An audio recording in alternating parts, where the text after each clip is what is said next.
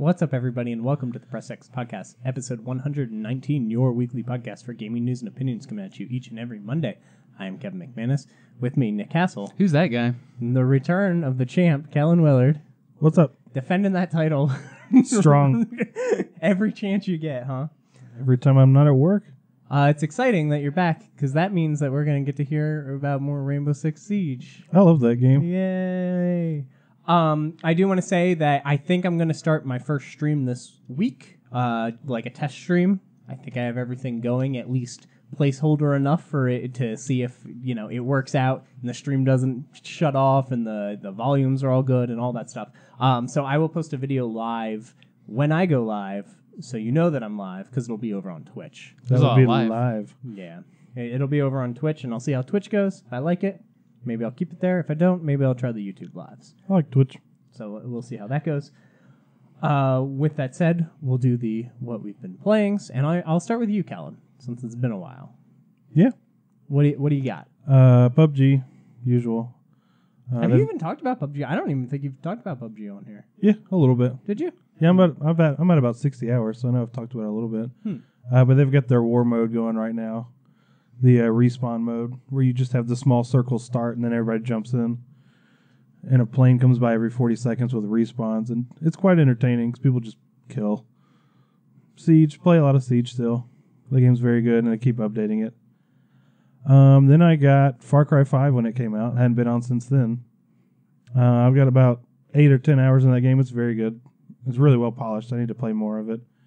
And Ghost Recon went on sale 2 weeks ago. That was the weird one. Why? I don't know. You've been down this Ubisoft rabbit hole recently. I got the $100 season pass for $30. So. Yeah, now you moved on to Ghost Recon, which that game sold well, but I literally, until the Splinter Cell stuff, I've literally not heard a single thing about that game since it came out. I know a little bit about it when it came out. I just didn't want to pay full price for it. Came out at a competitive time too. So yeah, it's one of those games you need a group of people to play with, and he's got the same people that bounce between Rainbow Six, PUBG, and that. So yeah, we all got it when it went on sale, so it's convenient. That game's a lot of fun. One thing I had not heard much about was that they had added PvP to the game, which we tried that, and it's a lot of fun. It's really well made too. But the single player is fun. So they didn't have a PvP before? When it launched, I don't think it did. Or if it did, I didn't know anything about it. But it's really well done. I like it a lot. That's what I think of when I think of the Ghost Recon games. Yeah, that's usually what I think of too. But the single player is really polished too. It's just a huge map of just stuff to do. So you just drop in with your friend and go do stupid shit. I watched a stream of Rainbow Six. Of Siege? I think I'm going to get that game. That game's a lot of fun. Oh, Siege? Mm-hmm. After complaining about it so much? What did I complain about? I think you go to the beginning of this episode. He just complains because I talk about it. Yeah. I think I'm going to get it. That game's really good. It's so good. And you can get it fairly cheap. Yeah. Yeah, that game's really good. They keep up with it really well, too. Yeah, I don't know. I might just hop in and check it out. Yeah, just buy the cheap version. You get a couple of operators and go nuts. Let's see what's up. I already know who I want to play as. Who? If they're not in it, I'm going to be mad. I don't know the name. Oh, some girl. What does she do? She have green hair. No. Oh, you're just going off pure aesthetics? Yes. I saw the selection menu, and I'm like, I'm going to play that one. You know it's a first-person game, right? Yeah. Okay. Doesn't matter. I'm curious who you saw that you like so much. I'll look it up while Nick's talking about his games. Fair enough. Yeah, just those 4. That's about all I've been playing. I did buy Final Fantasy 15 finally, because it was on sale on Steam, but I literally bought it yesterday. I hadn't downloaded it yet, so I'll probably get to that in the next week or 2. I've been wanting to try that game. Probably the most recent benchmark game. Yeah. For PC, so. I need more of those, so. That's about it for me. Well, I hope you can search fast, because I only played Far Cry 5 this week. Yeah. Like I said, the game's divvied up into characters, so the big giant map is pretty much chopped up in 3 pieces, and I'm on the 3rd family member, and today I finally, I guess, discovered or opened up the last character. I think they're called companions in the game. I finally got that. The 9 main ones. Yeah, I finally got that person unlocked, and so I've got the full selection of people. So I like it because each of them have their own strengths and kind of weaknesses and stuff like that. So when I know I need to be like super stealthy, I can get like the Jaguar and the bow and arrow girl, or if I just want to go balls out, I can get the guy who blows stuff up and the big bear named Cheeseburger to go run in there and just tear stuff up, and it's just hilarious. to see, like, I've got all my guns on stealth, so silencer and all that stuff, and I'm creeping around, and then I'll just, like, tell the bear to go attack, and you just hear people, like, screaming, "Oh my god, it's a bear," stuff like that. So, terrifying. and you just hear, like, a mauling happening in the background while I'm just, like, do and just creeping around. So, fun times. Like you said, I think it's really well made as well. There's just so much to do in it, and I like the fact that I can just go about most, if not all, of the missions in like a variety of ways. So, like I said, I have my own specific ways I like going about it, but sometimes you just want to blow stuff up or just go balls out. Sometimes you just call on the airplane idiot and let him go crazy. Yeah. That guy's dumb. So, did that. I guess Ni no Kuni 2, I did finish it last podcast, but I didn't complete my kingdom. And I think I said I would spend a few hours and do that. And I did. I finished it, so I wrapped up everything, recruited all the people to my kingdom, got it maxed out, and just got everything unlocked. And finally felt like I was at a good stopping point for the game, at least until some of the DLC comes out. So I think I'll be handing it off to this guy on my left. And then I can play God of War. So you can enjoy it for a week. So yeah, for a little bit. With Far Cry 5, the clock's ticking, because I'm most certainly getting God of War. So I think I can wrap it up, though. I don't think there's too terribly much. These games don't really go on for like 80 hours unless you do every single thing. But I'm just kind of hitting the high points and going about it. Is that it? That's it. Yeah, I can't. So the only picture I can find that has everybody, they're all geared up and they're all wearing masks. So that's not helpful at all. Most of them wear masks. The one that I think it might be is IQ. Is she blonde? Blue jeans, wrist thing. I don't know. She's wearing a bunch of armor. I can't tell. But I can see a little bit of her hair in these photos. So it might be her, but I'm not sure because the selection screens look different and I can't find a picture that has what they look like in all their selection screens. Well, but I'm going to say it's IQ. I don't know. I'll look it up. Whatever. She needs a buff. But that was the that's a first whole one. other thing. That was the first one I played. So I went back to Pokemon Go, you guys. They added the quest system, and I don't think I talked about they were adding it, but I don't think I ever talked about how it worked. So this should have been in the game from launch. It is a great idea, and it works really well because it gives you a goal while you're playing. It gives you a direct thing to want to do, and when you complete it, you get another one, and it just keeps you going. So it kind of is a daily system, but you can do as many as you want in a day. So the way that works is you spin a Pokestop, and it gives you a task. So it'll be like catch 3 flying Pokemon, or hit 3 great throws in a row, and they all vary in difficulty, and then they all have a reward. So maybe it's berries for the Pokemon, or maybe it'll say like random encounter, and if you do it, it might be a more rare Pokemon that spawns for you to catch, which is nice. Then, once a day, if you finish one of them, you get a stamp. And after you get 7 stamps, a legendary Pokemon spawns for you to try to catch. So it is a system that keeps you playing every day. You can do things like stack up on them and then claim the rewards 3 days in a row to get your stamps. So, like, what I did was I played, got my 3, and then every day I just cashed in one of them. So it doesn't force you to actively play every day. You can kind of stack them up, which is really nice. Then on top of that, they have more in-depth quests, and those are just more difficult tasks that get harder and harder as you progress, and I'm doing the one for Mew.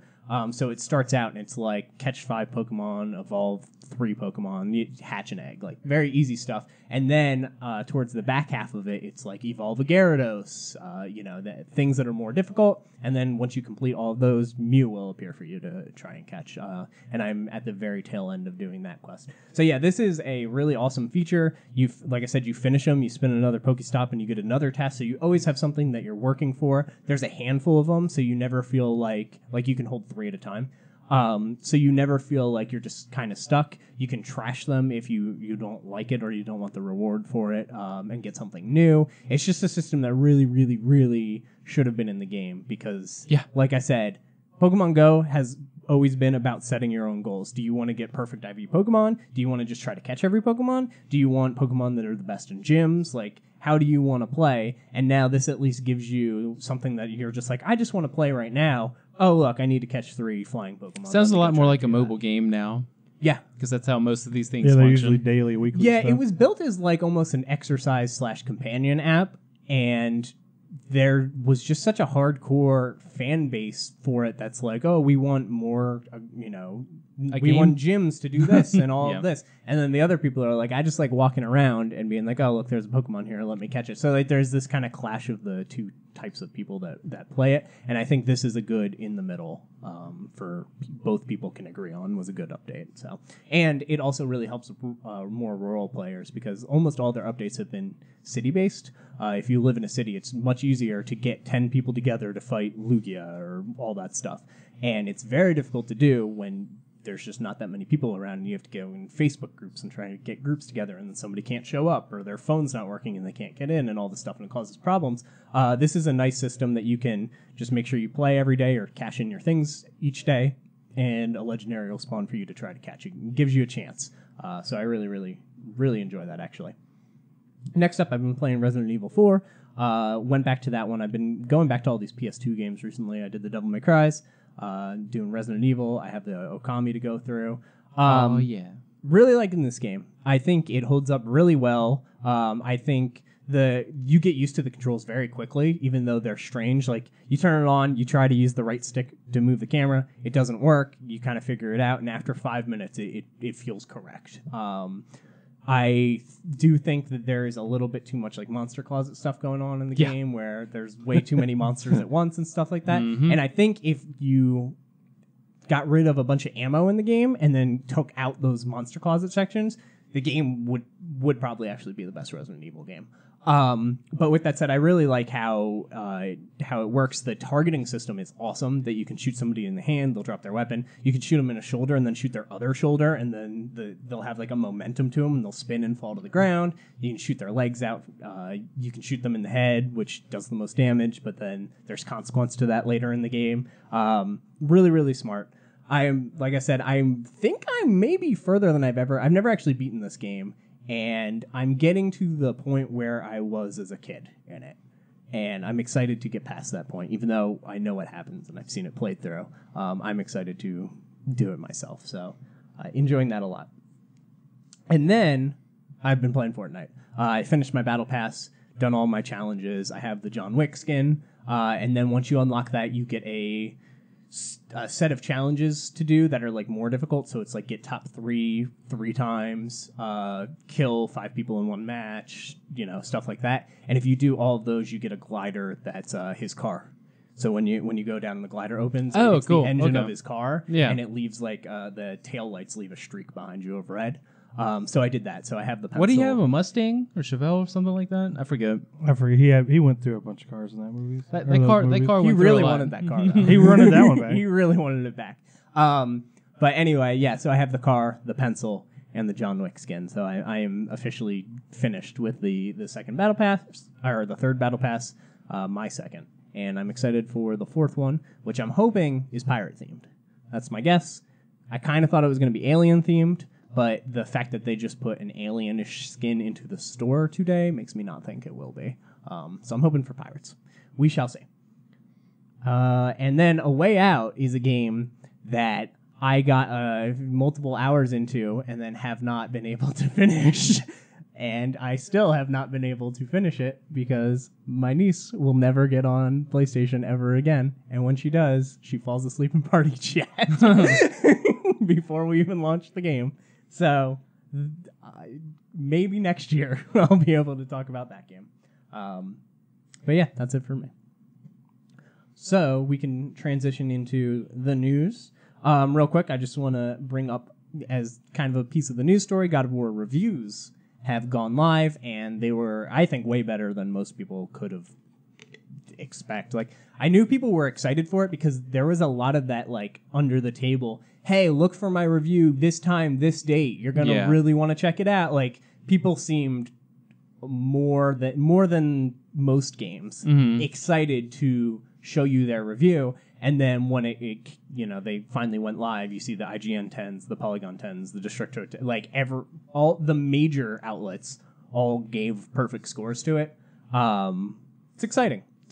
It's interesting because that game in particular, I'm not like hyped for. I'm not like, ooh, God of War. I am. Like if they delayed it or something, I wouldn't be like bummed. Like they revealed a God of War. I play all the God of Wars. I'm waiting for it to come out, and I'm hoping that because I'm so tempered in the game, it's gonna blow my mind. Like, I'm gonna just... Well, that, and you said you've actively avoided looking at, like, gameplay and I've stuff only like that. ever seen the E3 reveal of the game, and then I think they played it at the next E3 for a little bit. They did the one with the serpent or whatever. Yeah. So those are the only two things that I've actually seen on the game. But yeah, I'm excited to hop in and play it, but I don't really know too much about it because I knew. Well, I the was gonna thing get too, it. at least the first day when I looked at it too, even though it had like that wave of 10s hitting, it also had all like 8s and stuff like that too. So I don't think it really made a dent in it. What was it, like 94? I think the It's last gone time. up. It's 95 now. Really? So whatever. So there is people who kind of have some issues with it too, but kind of makes sense for me at least that it's mid to low 90s. It averaged actually, out, so- well, it doesn't anymore. It was cool because God of War, like the original one, had a 94 meta, and then this one had a 94, and I was like, that's kind of neat. But now this Yeah. one's the highest rated God of War. I think just after looking at just a little bit, I don't like actively go search, but if it was like, hey, this guy plays God of War, or here's like a quick snippet, then I'll be like, okay, sure, I'll click it and watch. I think this is my kind of God of War. I mean, I like the other ones, but I think this one's geared more towards me, especially after reading a couple of these. Yeah, I don't 10 know. reviews. So. I saw the gameplay change that they did, and I was like, oh, they kind of got away from that old school like PS2 hack and slash stuff. Yeah. But I was like, I have Bayonetta for that. Like, if Bayonetta didn't exist, maybe I'd be more upset. But the fact that I think Bayonetta did God of War really, really well, just with a ridiculous story, I was like, okay, I'm fine with this new direction that they're going with it. And Sony always, in fact, they put out a statement, I believe, that they told all their first-party studios to make games that'll make people cry because they're big hits. And I've heard that this is a very emotional game, so that's cool. Very long too, very long God of War. I think I'm compared gonna to the dig it other ones. a lot. So Can't wait. Like I said, I'm excited, but I'm not like hyped. I'm not like, oh, can't wait. It'll come out that day. I don't feel like I need to put it in right away and run to the like. Oh, you'll run. I'll play it that day and I'll be happy with it. So, excited to talk about that. Are you getting God of War? Negative. Why? Any reason? Not really caring. Interesting. Well, I never played I played most of the first See, one. that's what I thought you were going to say. I have heard that you don't need to play the other ones. No. Like, they're not. I played most of the first one. I kind of get the gist of it. they'll probably have tiny nods. Yeah, to it. I don't think that they're going to pull something big where the first games matter. This is very much... I mean, even by the name God of War. Yeah. Yeah, it sounds like they're kind of starting Well, over. yeah, and completely different mythologies. Like, you don't really see Greek stuff kind of intersecting with those. So, Well, we just did with this one. But, it is a sequel, but it's Sure. not... I don't think the yeah, he story didn't is get gonna like carry. reborn or something. But yeah, I don't think that the story is going to carry over, which is interesting. Because they've done other games where people have begged for that to happen, like Infamous, where they're like, "Please connect it to the first games. That would be so cool." Sony's just like, "Nah, Nope. no, thank you. We're not Pass. going to do that." So anyway, that comes out Friday. Friday. So we won't have too long to play it, but we'll have our impressions. Don't say that. Nick will find a way.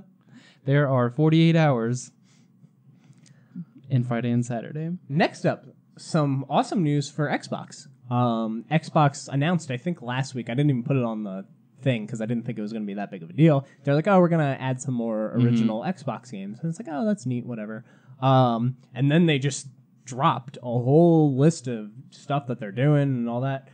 So we can go over some of the games, some of the highlights here. They're all releasing on some different weeks, though. They're close together. So April 17th, we have Blinks, which is arguably the best Xbox game ever. Yikes. Blinks the Time Sweeper, a great kitty cat platformer game. We have Breakout. We have Conquer Live and Reloaded, which is cool. Cool to have. We have Morrowind. Oh yeah, That's a pretty popular one that people are going to be excited about. I actually guess. might hop into that.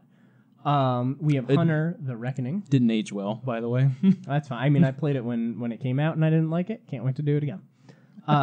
We have Jade Empire. Oh yeah, Todd's favorite game of all time, or so he told me. Pretty high on Todd's list. yeah. He loves it. I love it too. Yeah, I had that whole thing where I was trying to play everybody's favorite games, and I did Banjo and really enjoyed it, and I did Shadow and really enjoyed it. Well, most of them run this list. And then, well, this was the thing. Then you were like Mass Effect, and you were like KOTOR, and Todd was like Jade Empire, and I'm like, I'm not playing all these BioWare games. I'm sorry, guys. That's your loss. No. Correct. I went through one of them, well, 3 of them, I guess, and I was like, there's no reason to play these. I wouldn't call that went through. You saw the beginning and end of the games, I guess. There was a middle. The 50 hours that are gone says there was a middle.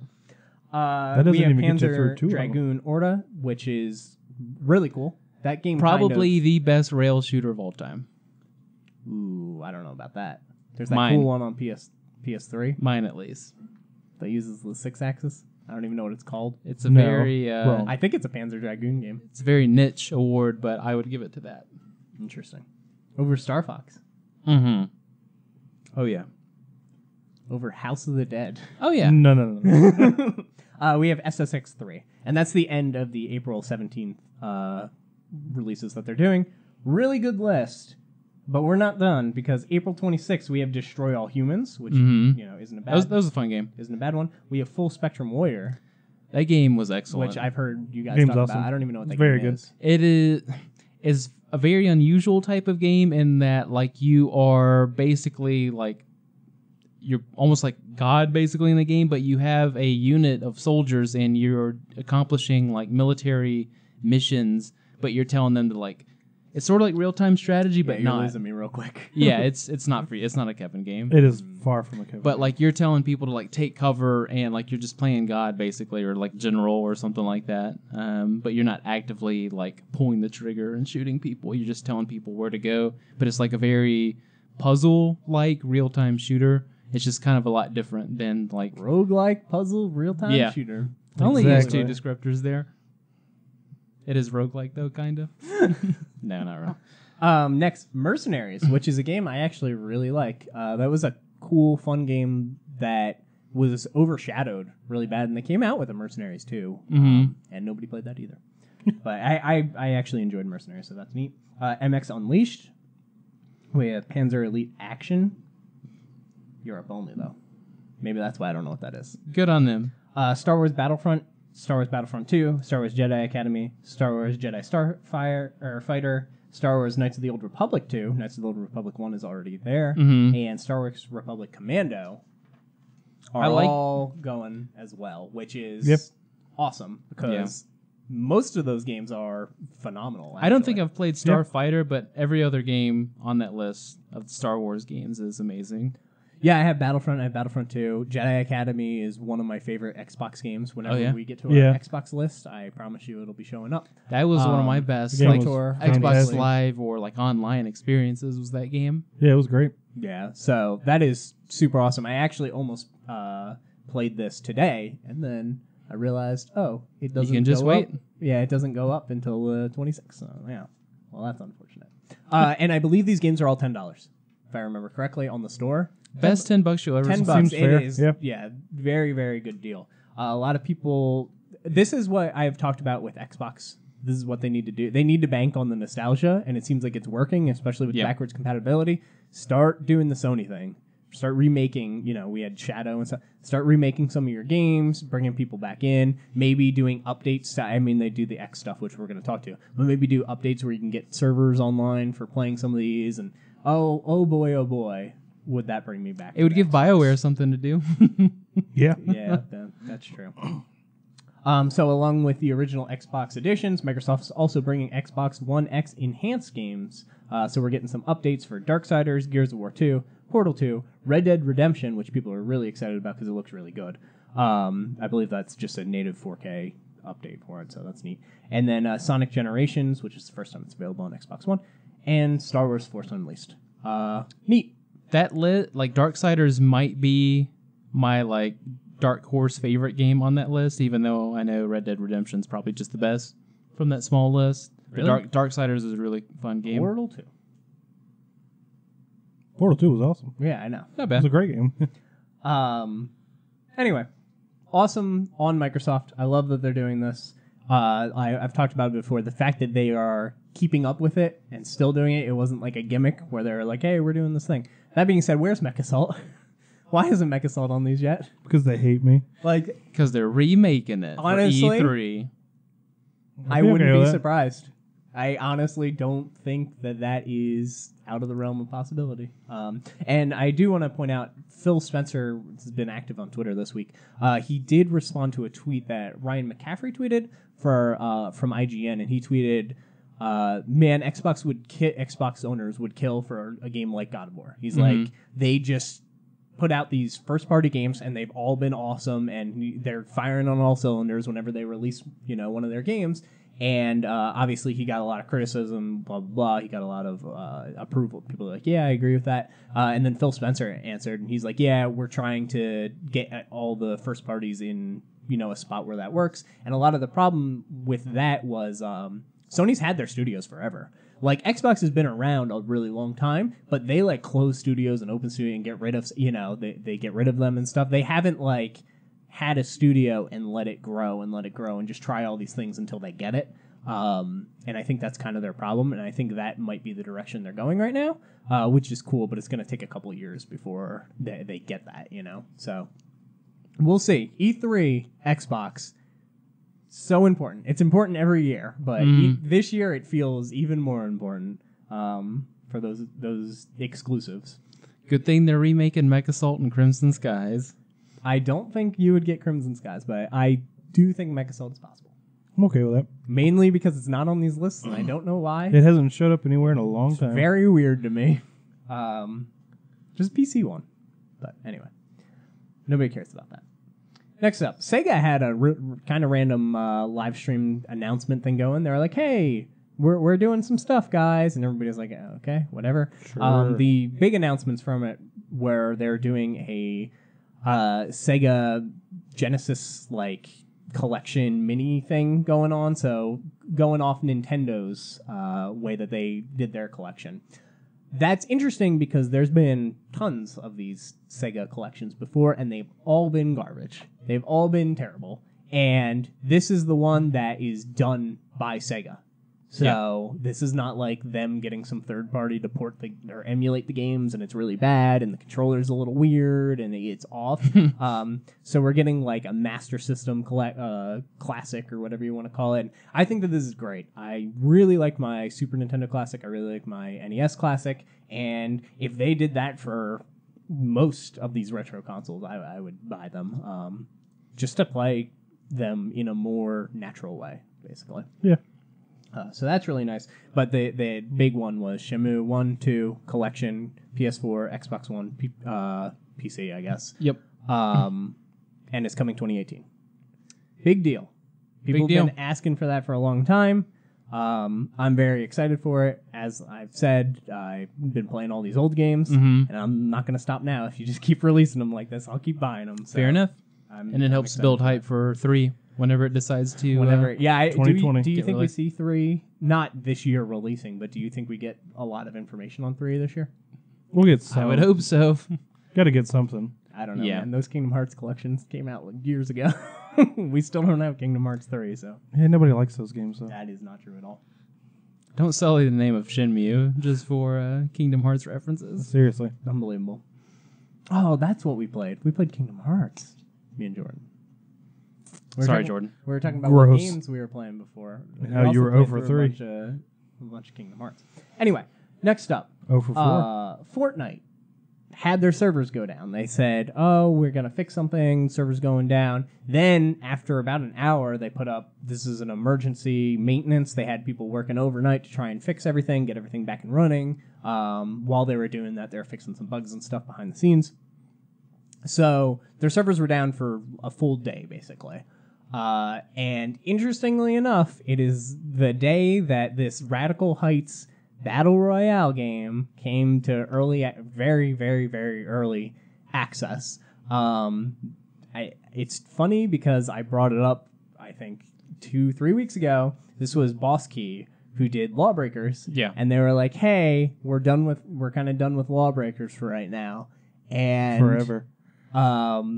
I was like, I hope they don't do a Battle Royale game. Yeah. Here's their Battle Royale game. It was almost like next day when they announced that they were going to do a Battle Royale game. Yeah, and it is interesting. It's got more of a... It's got a personality. It's cartoony. It's not a realistic one at all. But it's got this, like, skateboarder, jet set, like, I don't know, that, like, 90s period vibe to it. Like a punk kind of Yeah, thing? it's kind of got, like, a Tony Hawk Pro Skater thing going to it. It's interesting. I haven't played it, so I don't know the mechanic. I can't speak on the mechanics or anything. I watched 2 games of it be played just to check it out. But it is a big deal because Ninja played it, and it was the most watched game on Twitch, like, just because he played it. So we'll see how that goes. It's interesting that that happened, the unfortunate Fortnite stumble, and then once again somebody else is trying to capitalize it. But this game, is, like I said, especially from what I've watched, it is a super, super early access game. There's I wonder what they were going to do if that Weird- didn't happen. Because weird there glitches was all some over the guy, place. like, having some screens pulled up, and he was just like, oh, Fortnite's down. Go, go, go. And, like, told Put the it guy to out. hit the button. Make it live. Yeah. Yeah. But yeah, I'm not... It's interesting. My problem with Lawbreakers, like, I think the problem with Lawbreakers was Nobody they played it? tried so hard to get away from Overwatch. The cartoony Overwatch aesthetic, they went this, like, M-rated, like, realistic look. And then that's already been done for PUBG and Fortnite. They have kind of their opposite. So I was like, I don't know where you go besides time period. Like, I don't know what gap you fill. And they went with this like, kind of futuristic punk thing. It's interesting. We'll see. I don't know, but once again, they are in, like, 3rd place when the game launches, and this is still early access, so who knows? Well, we'll see. I think this game's going to do pretty well. I know, but you're always kind of just, like, following instead of, like, setting the pace or, like, doing something else to where these other 2 games go, oh, we should have done that, whereas this one's just... Sure, but to be fair, people were all over PUBG, and then Fortnite came out, and just... They were like, oh, we'll add building, which is our own mechanic, and then they have fully expanded that idea, and like they recently added a grenade that when you throw it, it just builds a building, and stuff. Like they've gone all in that concept, and if any other battle royale is going to stand up, they need a gimmick. Like they need something that they do that the other ones don't have, and then they But it need doesn't sound like this one has one yet. to build upon. That I know. Like I said, I only saw what I saw of the game. I was trying to figure out this gun's better than this. There's a lot of like casino. There's like tokens that you collect, like money, and you purchase a lot of stuff. The one guy in the video that I watched, one guy had a pretty good gun, I guess, and he went to a thing and he's like, "What's this?" And it took his gun and spit him back money, and he's like, "No, I want the gun back." So like, I don't know the workings of this game yet. Yeah, I was gonna say this. so The it's name hard, of the game but- just kind of implies like there's some kind of like verticality to the game. So. It has verticality. It apparently has a lot of like, not vehicles, but like skateboard, bikes, things like that type of vehicle. Maybe like rollerblades, things like that. Like I said, Jet Set's a close comparison, not in quality and gameplay, but in aesthetic and kind of tone. So yeah, I'm happy that they have this. They said that this is their side project to get funds to do some other stuff. So because obviously Lawbreakers didn't do that for them. Didn't do so good. Unfortunately. I still think the game was really cool, but It was kind of like a battle royale. It only had 100 people on launch, and they only won. yeah. Next up, we'll talk a little bit about Marvel's Spider-Man, which I think was releasing like September 7th. Yep. We found out That's last the week. We learned through Twitter and interviews and stuff. We've learned some things about the game. They did the obvious ones that people have gotten away from now, except for maybe Ubisoft, which is, hey, you can play this game offline. You don't need to connect to the internet at all. And then the other big thing that they announced was you can unlock all the pre-order skins by playing the game. So all you get is early access to those to those skins if you pre-order. Awesome.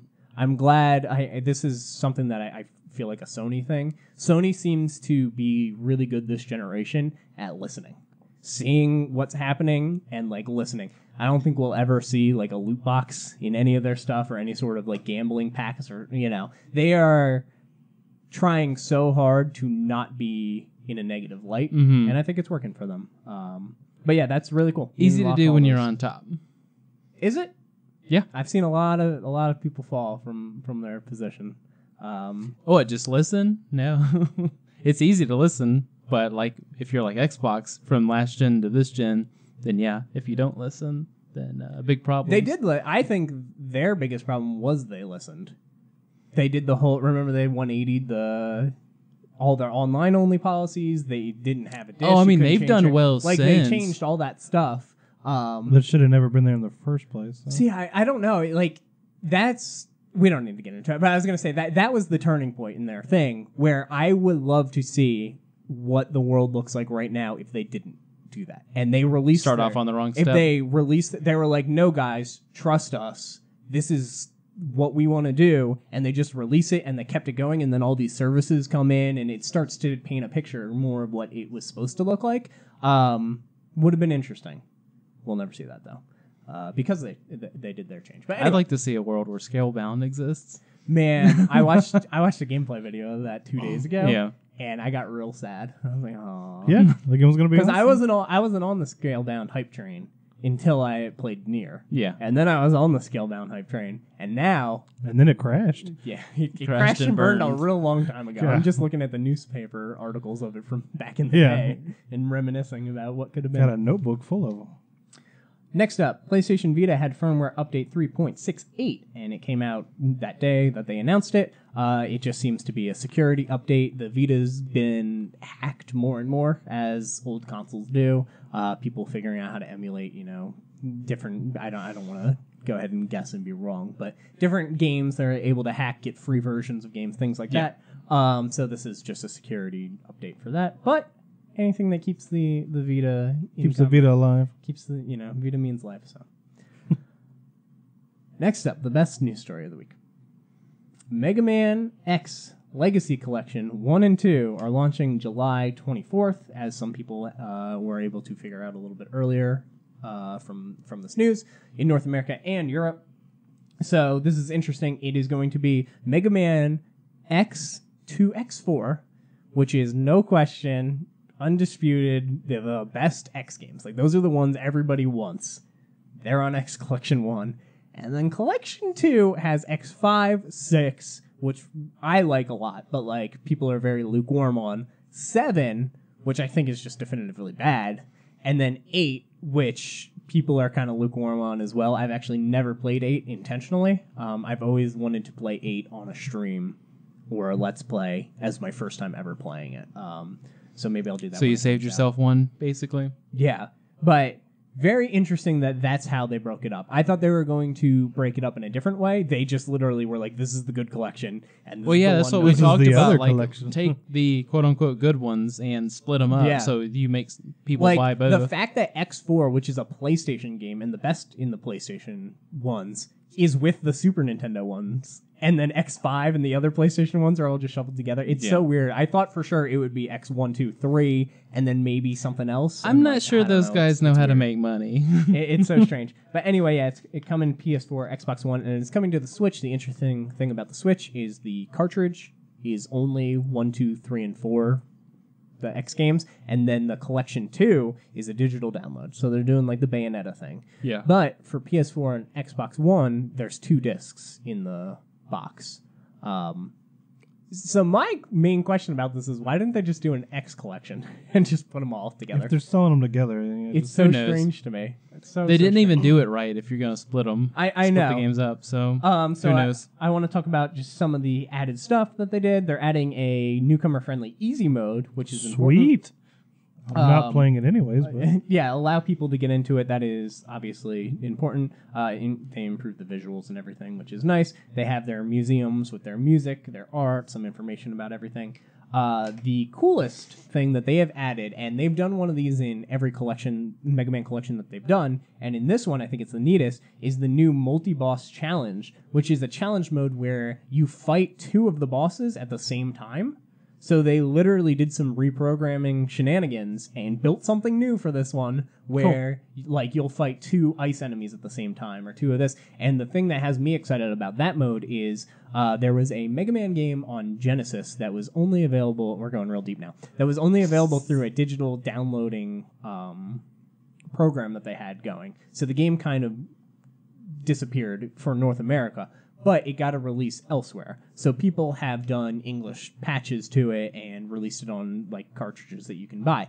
And at the end of their Mega Man 1, 2, and 3 kind of redone in like 16-bit graphics. At the end, if you beat all 3 of those, you do a Wily Castle, which is like a couple of levels. But the neat thing about it is you get to pick 8 weapons from all the Mega Man 1, 2, and 3 to use. So you have all this variety of what you can do. You can play through it again with only these weapons, play through it again with only the ice weapons, or whatever you want to do. And that's the interesting thing about this double boss thing is, are you going to be able to pick weapons from both games? Because it's not 2 bosses from the same game. It'll be like X1's boss and X4's boss fighting together. Like the 16-bit boss and the PlayStation boss are fighting next to each other. So how is that going to work? Can you only use the Mega Buster? Like, I have questions that I'm excited to get answered, but this mode sounds sweet. It sounds absolutely awesome. So yeah, we'll see how that goes, and then of course that's all leading up to Collection 1 and 2 are coming to Switch, and then Mega Man 11 is coming out this year. So good on them for doing something with Mega Man, and they've been keeping it up with it, so that's nice. Next, Siegfried is revealed for Soul Calibur 6. You can talk about this one. I don't know who that is. I thought that was Nightmare, not Nightmare-fied. That's what he looks like to me. Am I wrong? Basically. I mean, he's got a fairly similar move set, and obviously his weapon's kind of the same. I mean, there's obvious differences once you really get deep and break it down, but for the most part, sure, it's Nightmare, un-Nightmare-ified. But yeah, Nightmare. Well said, Kevin. It's a solid addition because it's starting to feel more and more and more like a reboot. I don't think they've actually said this is a reboot, and obviously tacking the number 6 onto it doesn't make it feel like a reboot. But fighting games rebooting like fighting, it's weird. Yeah. Like what makes and we talked about this with Smash, like what makes a fighting game a sequel? More characters? Yeah. Like, well, I mean, where do you draw there's the overarching line? storylines like in Tekken and stuff like that where you can keep going on, but even then it's kind of questionable.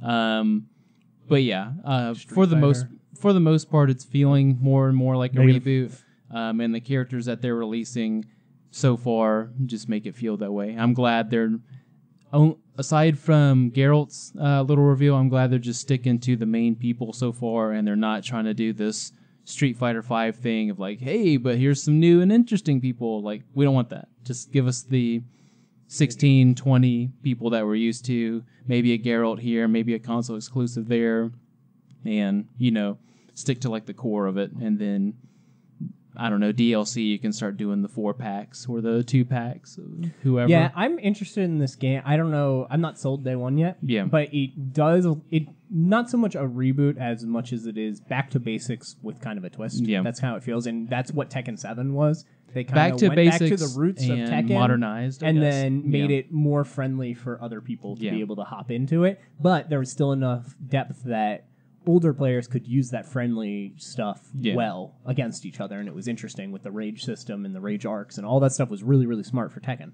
And then there's like the other side of the spectrum where it's just a little bit too easy, and then you get like the Dragon Ball Fighter Z situation, and this looks like it's going to fall more into the Tekken 7 camp. It looks like it is reimagining the thing that the core that people loved from Soul Calibur 2. And you just don't get, I mean, I know there's still not a release date, but I don't feel like it's first half of the year. You just don't get fighting games really in that like... They didn't give a release date for this game yet. Correct. Interesting. I thought it was there was one. I guess there was one that was rumored, and then battle. Yeah, I hadn't heard a date for it. there was a date that was rumored, but then they just like tweeted and took to social media and said this is not correct. That's so cool. That's nice. This is a lie. so it feels like it's kind of like a fall maybe type of game, and that's awesome to get a fighting game that late in the year. So. Yeah, like I said, I'm definitely going to play it. Oh yeah, because I'll have it. Because Nick's buying it.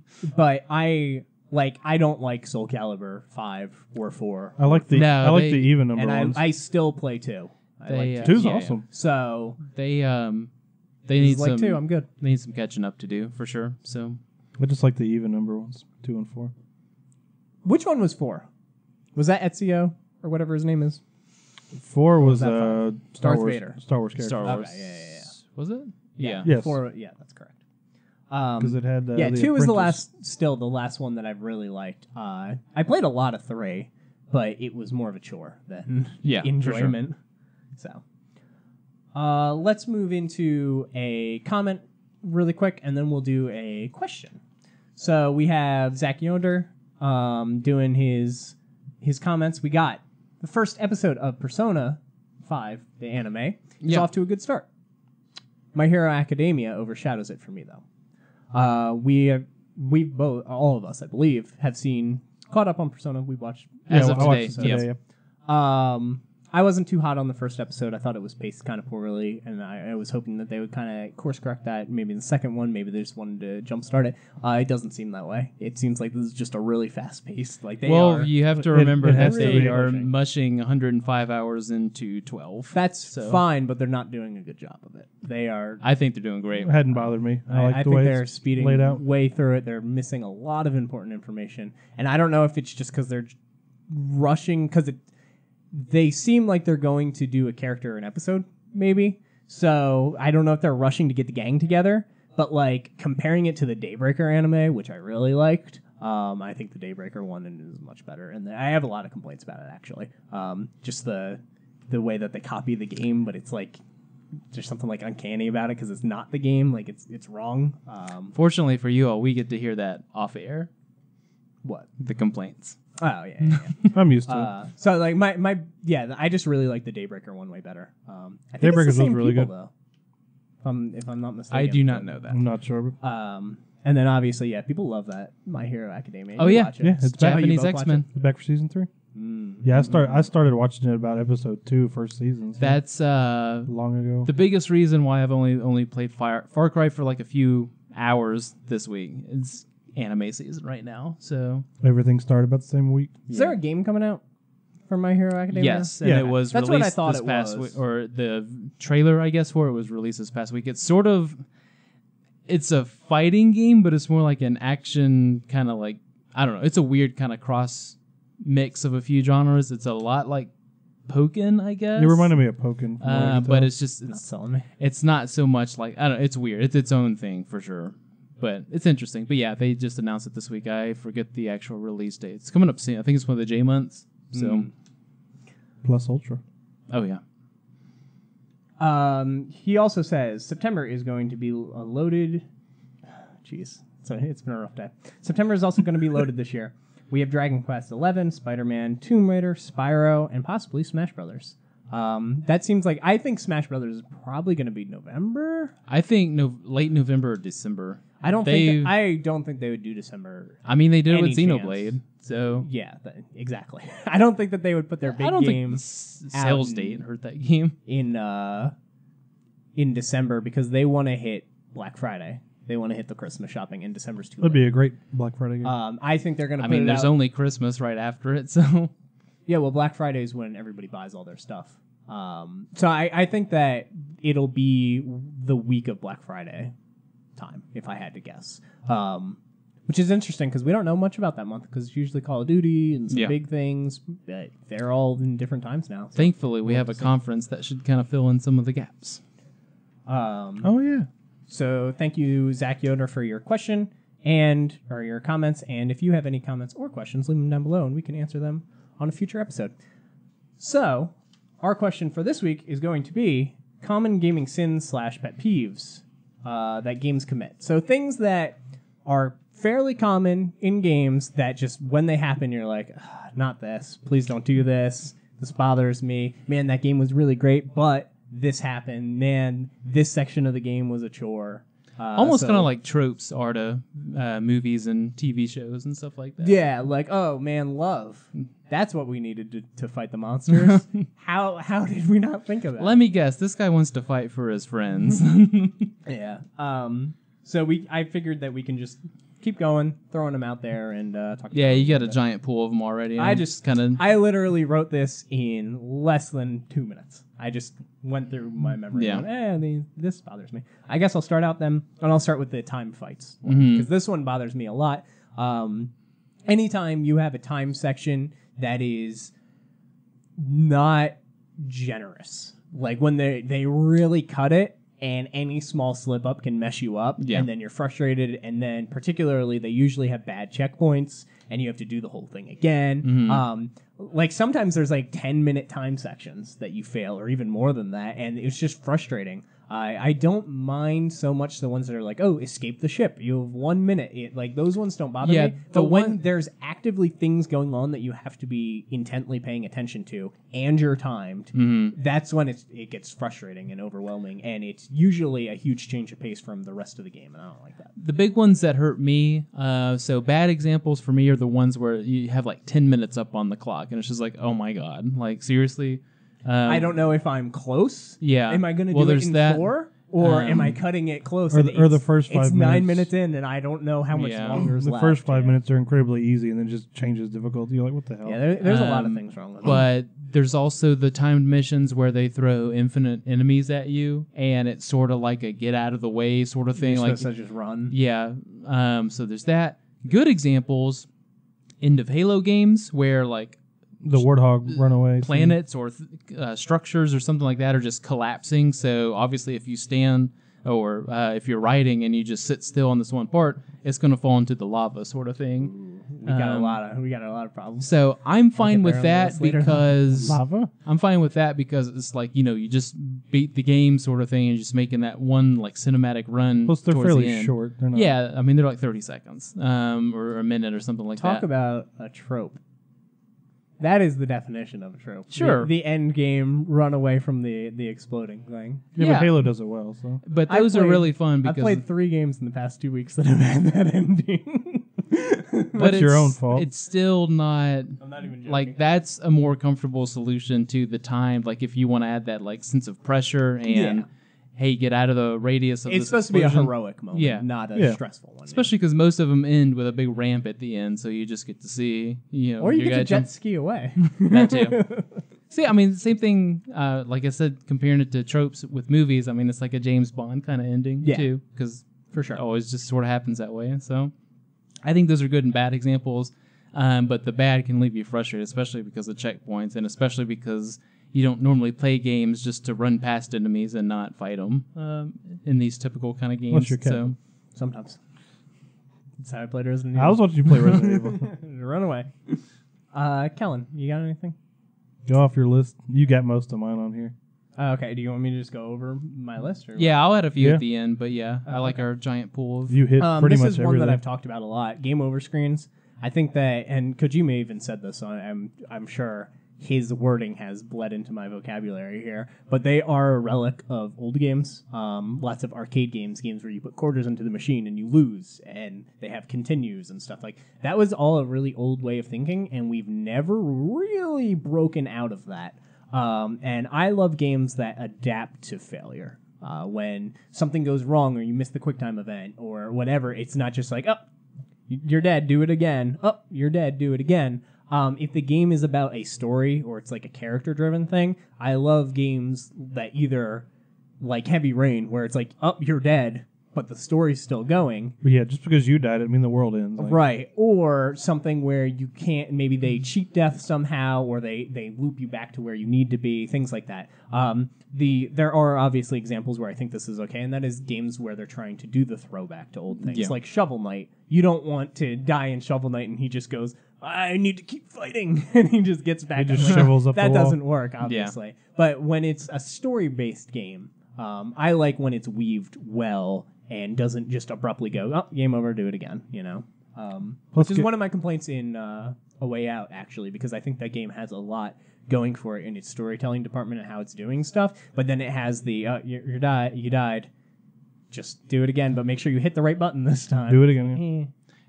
There's a certain length to those game over screens that makes it more and more atrocious to you when it's just actually like, the loading screen and it has to play the music. Yeah, I mean, stuff like that. Or if you come out of the, and you have to watch a cutscene for 5 minutes and see it over and over. Yeah, story-driven games, like, it should at least start you after the cutscene. I leaked. A game that did this pretty well, even though I kind of laughed at it and made fun of it, and then I think a couple people at the time did too, or a lot of people probably. The original Prey when you died or whatever, you got sent to like a spirit realm, and then you had to You had the bow and arrow. you had the bow and arrow, like Native American sort of vibe, and then you got sent back into the real world, but it was seamless for the most part, like just in and out sort of thing. So you went right back to the spot where you got murdered, and you're right back in it sort of thing. So I think that's the best way to go about it. I won't say that's a story-driven game. I mean, yeah, There's it ways is to one, get around but- it in games that aren't story-driven, Yeah. that are gameplay-driven. Like Bloodborne is actually a good example. I mean, the loading screen sucks, but like Yeah. when you die, you have to go retrieve the thing that you died for, or Yeah. it's gone forever. Mhm. It adds like a cool tension. Like that's a gameplay way to make death not just be like, do it again. Like Yeah. the world changed because you died. That thing has your stuff now, and you can go retrieve it. Mhm. The world And is it still, reset. yeah, the world Yeah. is still alive even though you're dead. Yeah. Next up, multiplayer online games that aren't free / discounted. So this is the Overwatch, I think, did this, and there is a Star Wars Battlefront did that. There is a Titanfall. Big problem with this, 2 years ago, where games were like $60 game, only multiplayer, Yeah. and people are like, "Are you kidding me?" And particularly in games that people really wanted multiplayer Mhm. or single player for. And we've seen that turnaround. Titanfall 2 had its single player. Battlefront 2 had sort of a single player. Kind of has. Destiny 2 went all out on their single player. Destiny 2 had Yeah. a single player. Yeah, that's another good example. To me, Or it bothers story, me whatever you wanna so call it. much when they try to charge. Even 40, I think, is pushing it, but I think 30 is a good amount for the multiplayer game. And then it leads to situations like you were in, where you just didn't buy those games until they were cheaper. Yeah, I just wait till they go on like sale. the Rainbow Sixes and stuff. Like Siege, yeah. Yeah. So it bothers me, but then, yeah, on the other side of the coin that people always bring up, they're like, well, what if it's a single-player game? Why isn't that being $30 or $40 the standard when, why doesn't that bother you? And my answer to that's, I don't know. Like, it just, to me, that's what gaming's always been, and it's weird that this competitive, it's the same thing over and over again. It's like buying like buying a soccer ball or something. Like, you can just keep playing with that and it doesn't change versus the book where it's the story that you have to follow. Well, yeah, I mean, that's singular the thing, polished like- experience, Just comparing, I mean, multiplayer games are basically like sports. I mean, look at League of Legends with its one map until it kind of came out with these other game modes. PUBG's only got a couple maps.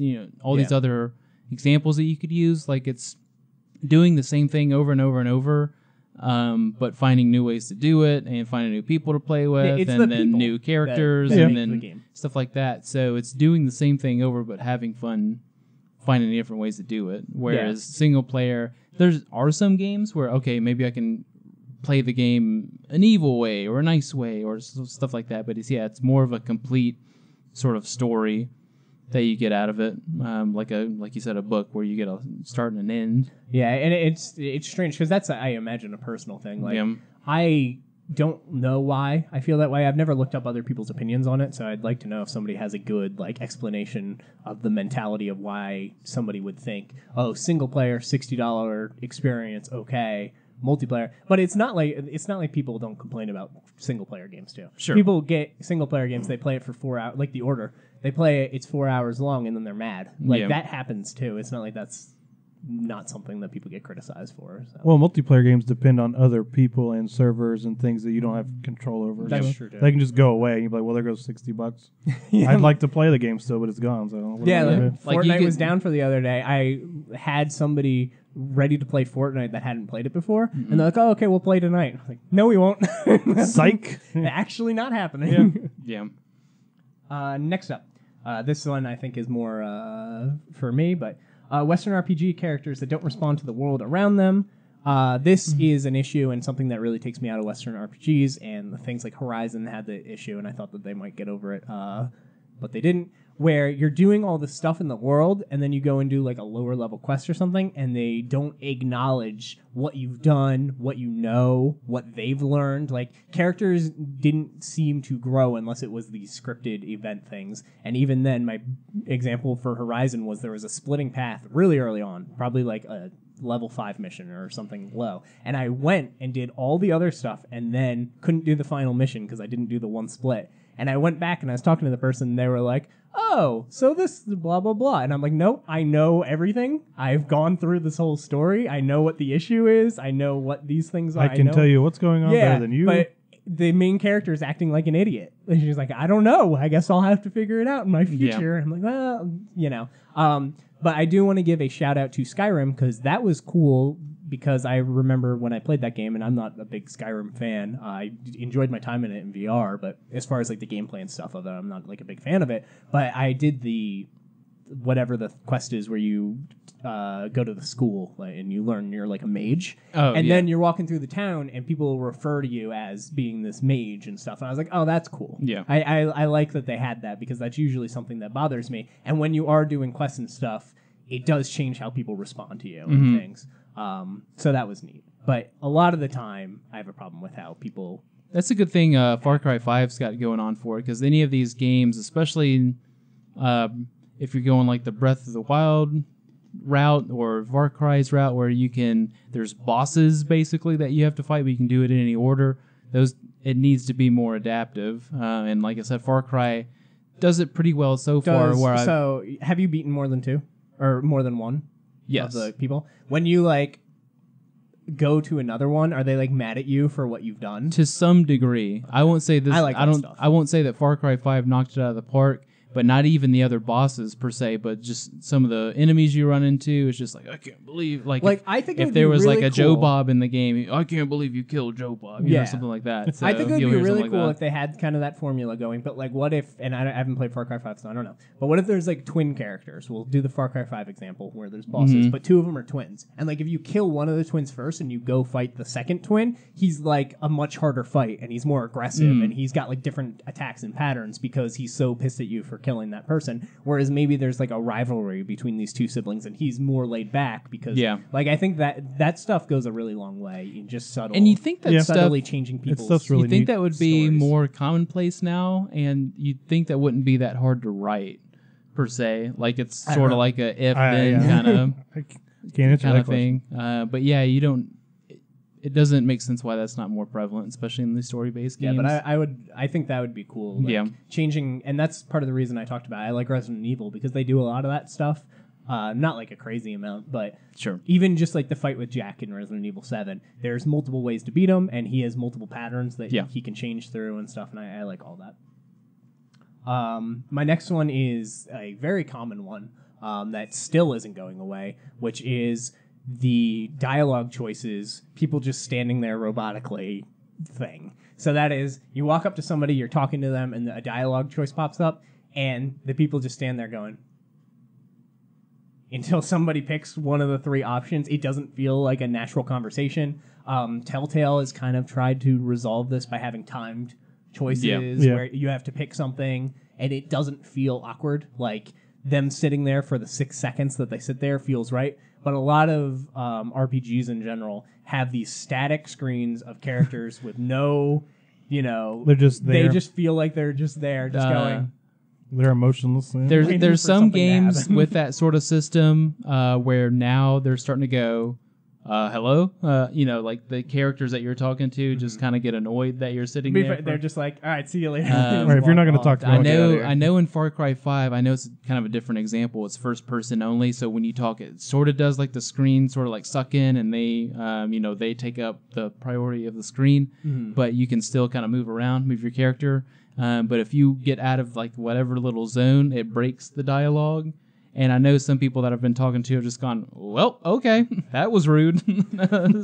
So, like, I think they're starting to get around sort of like the Mass Effect 1 system where you can just leave it on screen and they're just like... Yeah, there's a lot. Later. Just that, like, they don't feel invested in there. It doesn't feel like a conversation. It feels like scripted text followed by scripted text, that's what it is. Yeah, but they can fix that. There's, like, things that you can do. The Telltale one wasn't bad. There's the idea kind of sort of Life is Strangey type thing where you can sort of give a precursor to the outcome of what will happen if you pick that choice and kind of cycle through them. So it's more like, oh, this character's thinking about stuff as opposed to they're just standing there and you're reading and going, you know. There's different ways that you can handle it, but that's something that I would like to see fixed. I'm not the biggest fan of whatever you want to call it, like the quick action scenes or like fast button press, any sort of scenario like that. But I think if they have any place in games, they should be in conversations, because like when you're talking to someone, especially in like a heated cinematic moment, like that's when it should pop up, like maybe 4 buttons where one's like joking, one's sarcastic, one's super serious, like heroic, and one's, you know, angry or whatever. Like that's when it should pop up. Mass Effect sort of did it with like a Paragon Renegade system. Hey, make a heroic sort of attempt or make a really douchebag move. They the best option. Pretty much. They sort of did it with that, but I think that's when, you know, these sort of scenarios should pop up, not really like, oh, I tripped and fell down the hole, hit square to catch the edge or something like that in time. Like I think conversations makes it feel a little more fluid, and it kind of makes you thinking on your toes. Whereas you mentioned Telltale games have that bar that you see go down, and they don't have that like robotic feel to the conversation. Like it feels natural. The person isn't just standing there, you know, doing their whatever. Like it'll be in the middle of something. They'll be like, "Hey, I'm gonna do that," you know, like you only have a second to do it. So I like that as a solution. My next one's a big one, and this is pretty JRPG exclusive, but that is the forced mini games and side games and different gameplay mechanics that they love to throw into JRPGs. Yeah, and that's why every time I mention the Xenoblades and stuff like that, I'll say, yeah, but there's not too much clutter on the side, or yes, there is. Like Final Fantasy VII is barely Final Fantasy VII. There is like 400 minigames that you play throughout that game, and a lot of things are forced. Another Final Fantasy one is Final Fantasy X. You have to play Blitzball, which is this sport in the game, and it's a required section of the game. And I hate any time that they break away from the action for, hey, time to do this rhythm game that you have to do because... Wait, what's wrong with that? We know you've been fighting people, but dance. Like, I don't I've never understood the mentality of that. Kingdom Hearts has a on-rail shooter section in between every world.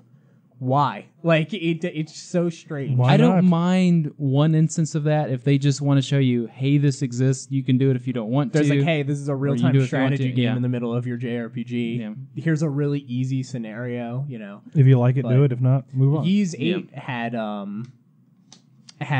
a kind of tower defense mode where there's a gate and you need to defend it, and you can have all these people, and you can upgrade your stuff and make that it one easier. frustrated You have to figure it update out. Yeah, but anyway, they were like, hey, there's a couple of these throughout the game, and I was like, oh, okay, I did the first one. I was like, that wasn't that bad. It's still the same combat. Like, the controls are the same. It's just a different way of winning or losing. You could fail by them getting through.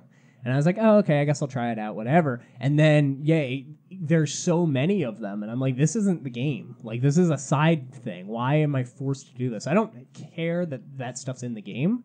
I care that it's mandatory. Once again, A Way Out has like 45 minigames. None of them are mandatory. They're not like, hey, play darts. Like, they don't force you to play darts in the middle of the story. Like, maybe they should. But JRPGs do that all the time. They're like, oh, it's the weird. And then there's good examples of that, section. like Pazak. Yeah. And Gwent from Witcher games and stuff like that, where maybe you can even add humor to it. Make some money off of it. Or make some money off of it and just keep going. How's that a good example? Of why Western RPGs are Because better? they're fun games. But no, there's good examples of mini games that are mandatory in the middle of a game. Yeah, but don't really, make you mad. Like something like a simple card game or a betting game, like, whatever. It's not too bad. Well, that's different because you can lose and it keeps going.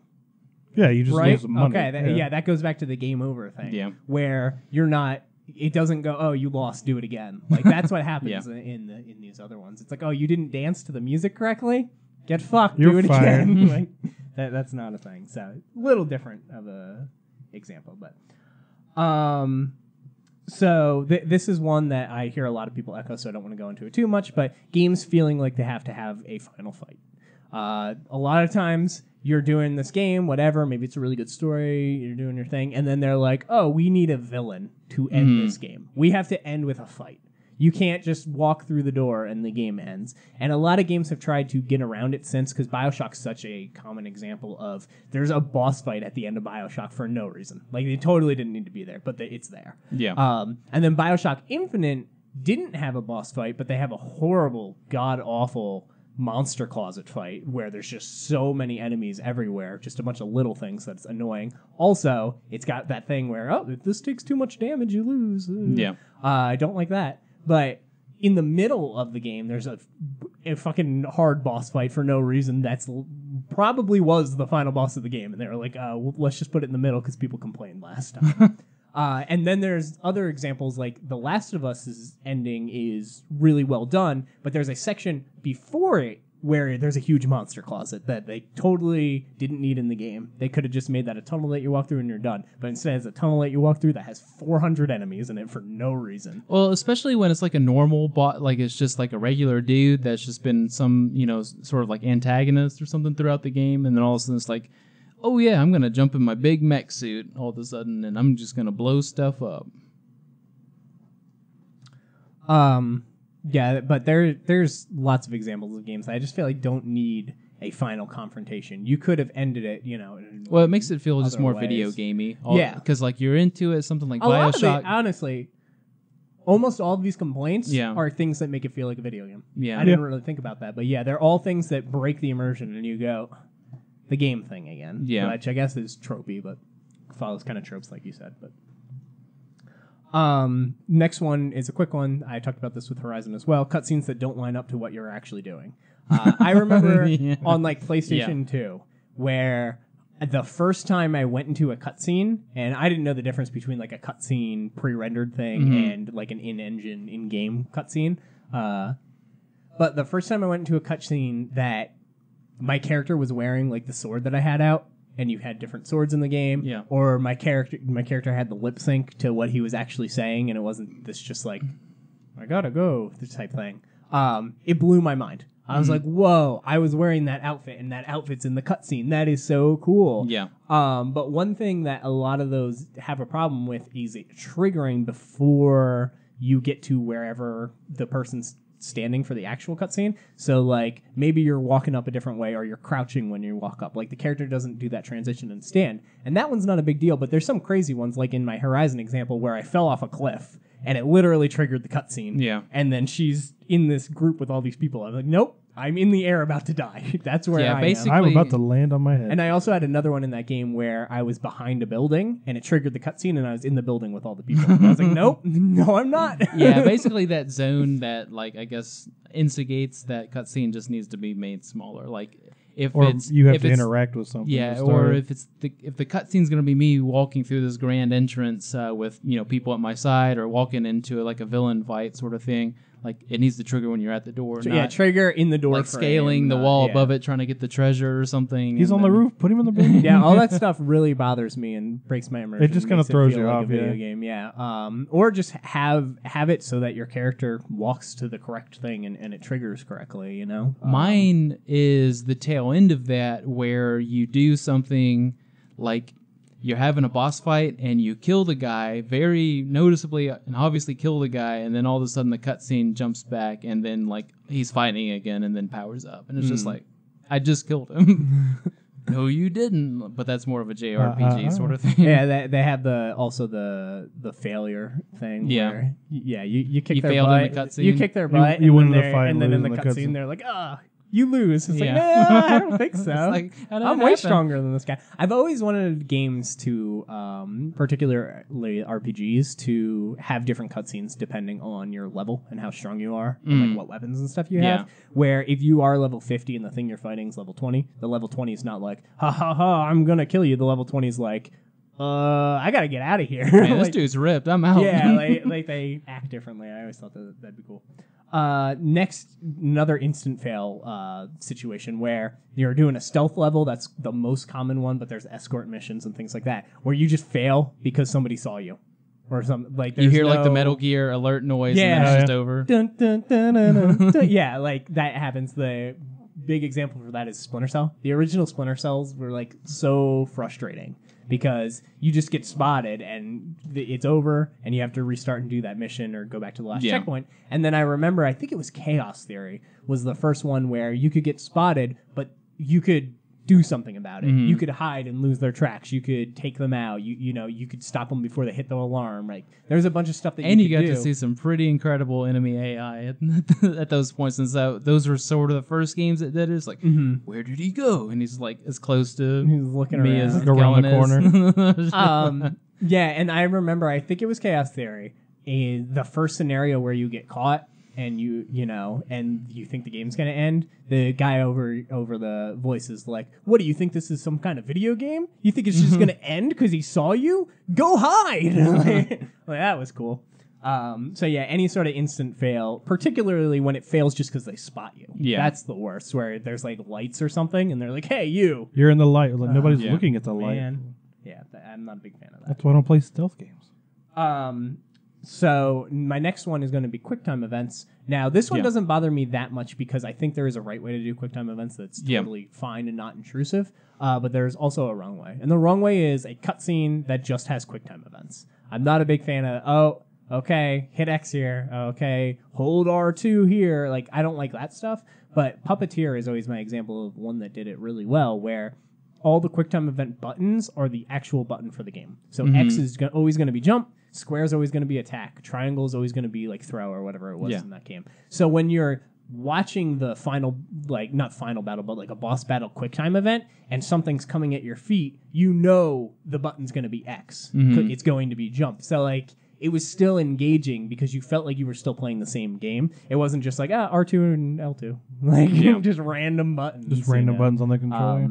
So that's one that I think people can avoid pretty well. And it seems like a lot of people have stopped just forcing QuickTime events and everything. Usually games only have a couple at this point. Unless they're like the ones that aren't cutscened, where it's like, mash X to open this door or open this chest. And I don't have too much of a problem with that. But it's the particularly like cutscene ones. I like when they line up with the actual buttons. Well, and that too, that kind of goes to your instant fail sort of scenario where it's like, I didn't hit X the 27th time. I only hit it 26 times, or I didn't hit this fast enough. And the games where they mix it up, it's not always the same button. So like Resident Evil 4. I put funny. square last time, and then I hit the wrong button, or I didn't hit square fast enough. So okay, it reloaded. I'm ready. I'm gonna hit square. I've played games where and then I've it's guessed and then it's because you triangle. don't have time. Yeah. Like, and I died, and I'm like, okay, go square. All right, go square. All right, go square. Woo! I did it. Yeah. Like I've had that happen before. Resident Evil 4. I give it a little bit more of a pass because it was one of the first ones to really introduce it in the way that it does. But they have the thing where it could be these two buttons or these two buttons, and sometimes they get you. Well, really yeah, and I mean, I guess you can kind of liken it to subtitling films and stuff like that, but like you go from looking at the actual cutscene to, okay, what is this going to be? What is it? Like you're focusing down here when you should be looking at him. And doing some whatever. games tried to fix that. Like God of War would put, if it was triangle, it would glow up at the top of the Yeah. screen. If it was, square, it would be on the right. Some of the side, worst like- offenders too are that was when it's cool. just like all over, like when you actually haven't hit like 10 buttons, but it's just all over the place. Yeah, this. Like my God, It looks like the Game of the Year version of Arkham Knight, where there's just text Sure, everywhere. Next up, one that Kellen alluded to earlier: unskippable cutscenes. Everybody's favorite. No. The big one that I always remember is Kingdom Hearts. This is like almost a joke of one where there is an incredibly hard boss battle in Kingdom Hearts 1 that has like a 10-minute cutscene in front of it. And it is not skippable, and I've seen many of people quit the game there because it is very frustrating to do it. You're playing. Sometimes it does the thing where it starts and the guy attacks you and you don't hit the block fast enough and you just get instant killed, and then you got to watch the 10-minute cutscene again. It's like, here we go. this is miserable. That's when I just walk away. I'm glad that in the collection That's- they made the cutscene. That sounds skippable. horrendous, but I think just in general, unskippable's fine, I guess, to me, but unpausable is like absolutely not. Like you can't just pause it, go pee, and then I come always back. have the issue where I don't know if you can pause it. Yeah. And I'm scared, like, if I hit If start, hit a it's button, going you'll to skip skip it. it, or maybe it'll pause A it. lot of games I like the ones now- where if you hit a button, it brings up a menu like, "Hey, Yeah, do you want to I do like this?" those too, but I'm Yeah. always scared to test if that's, Yeah. Oh, yeah. that's what it is. Just do it with the first cutscene in the game, basically. So Do you have- if you skip one, then it's probably not the most important one. Yeah, or, well, the Or first it one could- might be. or it could be the I always most wait important. until I die and I'm watching it again to figure out if that too. it's possible. Or nowadays, I just suspend the program. with the PlayStation button. That too. Or the Just hit Xbox the- button yeah. or whatever. Just cheat. Do you have any other examples of unskippable ones that I know one other one, but Not that offensive. I know a lot of games have the big unskippable ones at the beginning. So when you start a new playthrough, or if you're playing a new character, yeah, like you watch speedruns and they're like, do donations for 15 minutes. Yeah. yeah. So yeah, there's that whole like in the land before time, sort of thing that some games do. Land It's before just- time. I know. There's those like setup sort of cutscenes Like where I've you're seen just this like, 14 oh my times. god, Can I here we go go, sort of thing. And a lot of them too.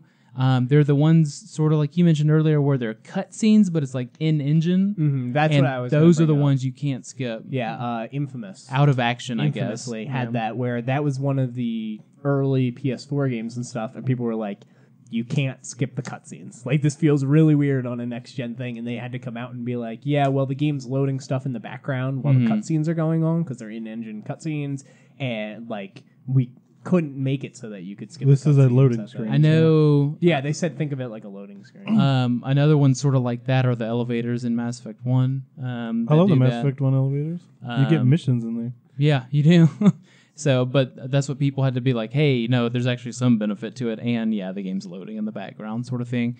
There, some of the more examples of in-engine, like in-game, in-action sort of scenarios like that are just like, hey, the enemy's running away. Sort of like a Spider-Man game where you'll see him like running down the street or someone's driving off in a car, but you have to see the camera pan back and like show him turning the corner. And it's just like, really, dude? Like, I know where he's going to go. I know I've got to follow him sort of thing. But you can't skip it, and you have to wait for the game to like reset itself, and you're back in the character's role, and you can chase after them and go do the thing. My next one is the last missions changing gameplay styles on you just because. A lot of those, they try to make the last fight special, or they try to make the last level interesting or cinematic or whatever. And I feel like it ends up hurting the game a lot because you've learned all these skill. Typically in like a game that like a skill-based game, not so much a story-driven game. You've learned all these skills that you've mastered and all the stuff. You got your equipment that you've been working on and all this stuff. And then like the last fight, totally irrelevant. My big example that I like, because it's not spoilery in any way, is Crash Bandicoot 2. You play through Crash 2, it's awesome. And then for some reason, the final levels of Crash 2, you're in a jetpack, flying, trying to avoid mines. Yeah. And it's like, this is not what Crash Bandicoot... Like, Crash Bandicoot is you run and you spin, and you've been working on these skills the whole time. And then the last boss fight, you're flying in space, and it's inverted, and the controls are nothing Well, it's like always the other inverted. one. No. The controls are nothing like what you've been playing, and I'm like, oh, this is... They like, it's always a sour spot on the game for me, because it's your last moments with the game, and then you're just going... Man, I gotta learn a new control scheme right now. Well, Or I that gotta chains learn- into two or three things that we've already talked about. Like you instant fail, and then you have to watch the cutscene again because you didn't know how to fly through space and avoid landmine or but space like, mines. some of the stuff that Space landmines. old games did so well was, all right, we'll teach you how to jump. Now Yeah. we'll teach you how to punch. Now, like you think about, Mega Man, something that I know really well. You have your pea shooter, you jump, you slide. You're learning all this stuff. You get all these weapons. You're learning what the weapons do, and then that final level is always you need to use all of it. Yeah. To get to the end. Like, that's how they build the game. But then, game like Crash Bandicoot or games like Devil May Cry did it and Kingdom Hearts did it, where the last fight they're just like, you're like in a vehicle or something like that. Like, it doesn't control the way the whole rest of the game is controlled. And I'm like, We know you've been doing this for 20 hours, but forget it. Yeah, like the last sections and fights and stuff of the game, I think, should always be an amalgamation of everything that you've learned to this point, testing, and you need to put it to the test. And I don't mind if And I it's hate when it's something. I don't mind if it's something like, this game's taught you to jump at this certain interval, but now this boss fight it punishes you if you jump. Like I don't mind if it turns it like a 180. That's fine. But yeah, I don't like As long as random. it's still the same controls Where- and ideas. where it's just a I totally don't mind if different some game. guy's like, you're used to dodging these, huh? And then like screws you over, sort of thing. Like Yeah. that's cool because then like you've been working towards something, but now you have to like think backwards. Yeah, I think that's fine too, because you're still using the skills that Yeah. you learned. It's just in- You got to in a use them different way. differently. Yeah. Yeah. I just don't like when they're like, oh, and your last memory of the game, it totally different. Feels like game. you kind of just spun like a roulette wheel, and you're like, oh, okay, well, this is gonna be the way the boss fight goes. Next, vehicle levels. I absolutely hate vehicle levels in That's because you can't drive. every game. Well, no, it's not even just that, and I'll get to an example.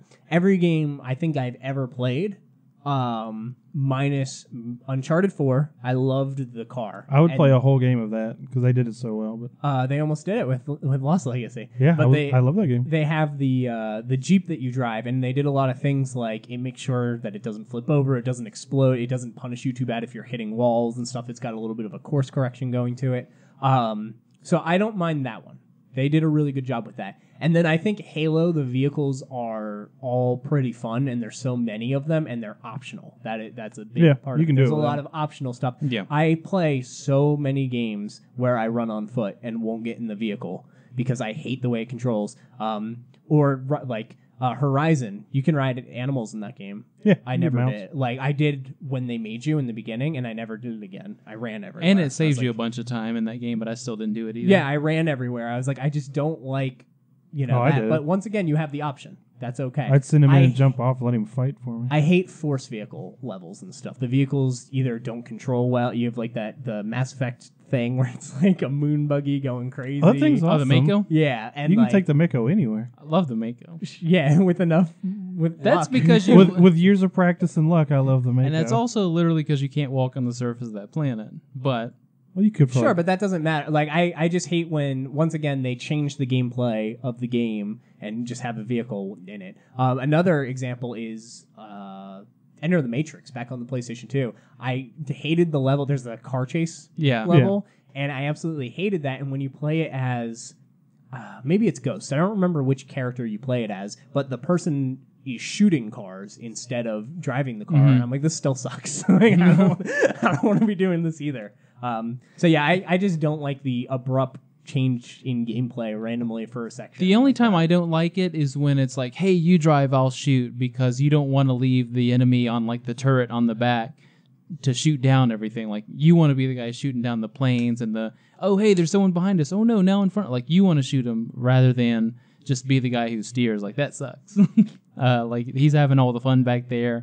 And like I said, sometimes enemy AI, like really, you've been shooting at this guy 3 minutes. Does it take you that long to shoot him down? The train in San Andreas?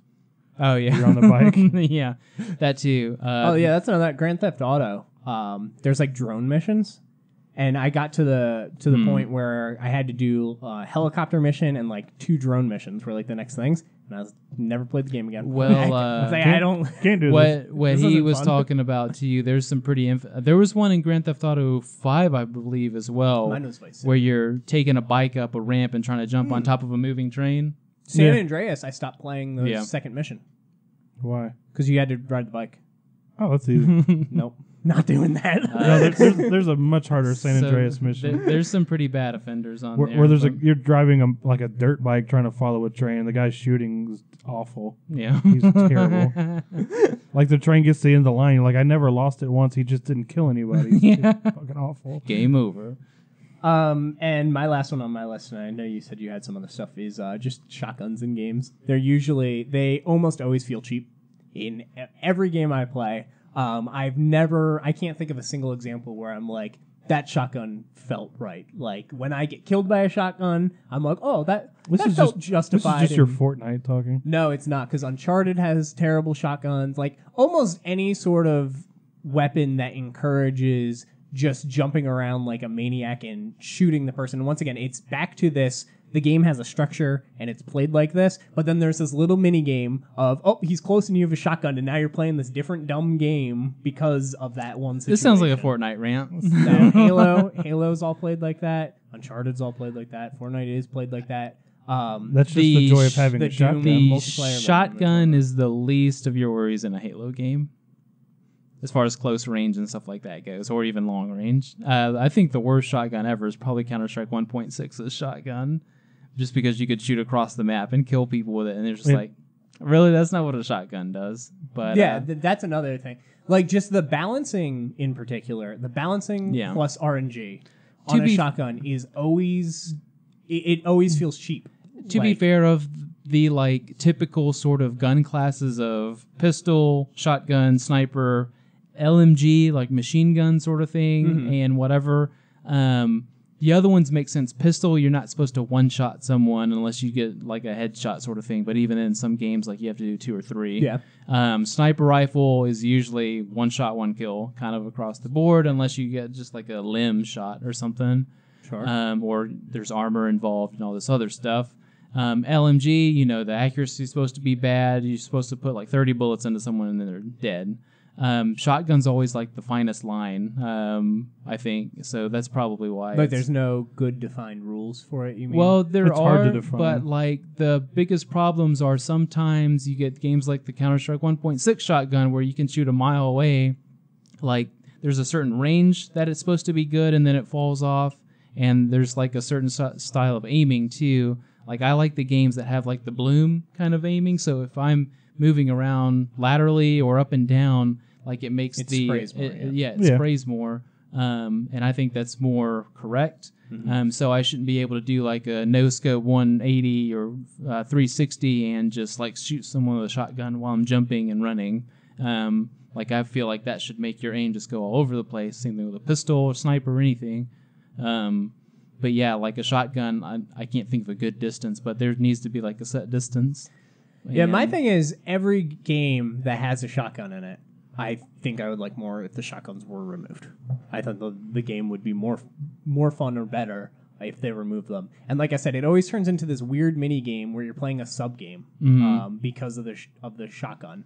Well, I really like Uncharted, when you're in close range, all of a sudden you roll jump and shoot a shotgun and roll jump, and it's just two people roll jumping and shooting a shotgun, and the rest of that game is aiming down your sights. Like people do the you don't aim down your sights, whatever that's called, hip fire. Yeah. They hip fire the shotguns constantly, but every other gun they're looking down their sights and trying to be, I just hate that it changes up the whole dynamic. That of sort the of game. scenario, I think the bloom would work. Like I like it when it's more mathematically driven, like the guns and stuff like that. So if I'm standing very still and someone's standing still in front of me, then it has a 100% chance of hitting them. But if I jump, then that takes away a certain percentage. If they're jumping and I'm jumping, that takes away, like, I like it That's more. well. I like it more like MMO approach, which I know is hard to do for games like this, but like I like the math behind it to make sense, rather than both of us do a jumping 360 and I can still headshot. Like going back to Fortnite, the hashtag remove shotguns from Fortnite. I just wish that the shotgun, if you get hit by it, does 50 damage. Let's not have it do whatever. Sometimes you headshot somebody and it's 9. Because only one of them hit it, and sometimes you headshot. Sometimes you headshot somebody and it's 220, and it's just like, what flavor of ice cream are you randomly going to get this time? So I would prefer if it was just always the same damage, and then at least you can mathematically figure out what the heck's going to happen. Yeah. It's not just like, oh, I turned the corner and the guy who never played the game before shot his shotgun and killed me in one hit. Versus the same thing can happen. You could turn the corner and play the most experienced veteran in the game, and he could shoot you, and it just does 7. It's like whatever. Yeah, Whatever. I tend to like shotguns That's a more shotgun. in the Halo type of games where there's just Is it, pickups.